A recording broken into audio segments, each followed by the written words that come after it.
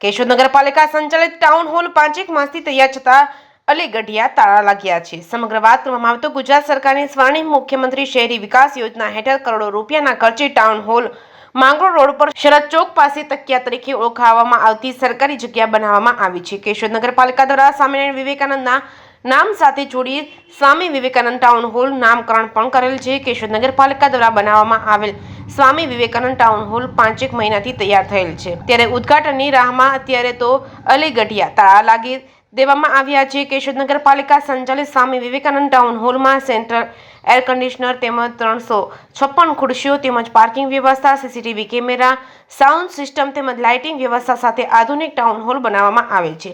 ત્યારે થોડા દિવસોમાં ધાર્મિક તહેવારો શરૂ થવા જઈ રહ્યા છે અને હાલ ચોમાસામાં જાહેર સ્થળોએ કાર્યક્રમનું આયોજન સંભવિત ન હોય ત્યારે નવો બનાવવામાં આવેલ સ્વામિનારાયણ વિવેકાનંદ ટાઉન હોલનું લોકાર્પણ કરવામાં આવે છે, તો વિવિધ ધાર્મિક સાંસ્કૃતિક કાર્યક્રમનું આયોજન થઈ શકે એમ છે।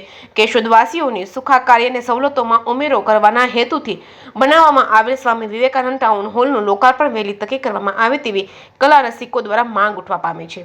41 વર્ષ પહેલા 4 ચોકમાં ટાઉન હોલ તો જે તોડી પાડી શોપિંગ સેન્ટર અને ઓફિસો બનાવવામાં આવી છે, ત્યારે નવો બનાવવામાં આવેલ સ્વામી વિવેકાનંદ ટાઉન હોલ વહેલાસર લોકાર્પણ કરવામાં આવે તો તહેવારોની રજામાં આયોજકો દ્વારા વિવિધ કાર્યક્રમનું આયોજન કરવામાં આવશે તો રાજ્ય સરકાર દ્વારા ફાળવવામાં આવેલ માતબર રકમ લોકોને ઉપયોગી સાબિત થશે। જે કેસની ગુજરાતી સાથે રાજુ પંડ્યા, કેશોદ।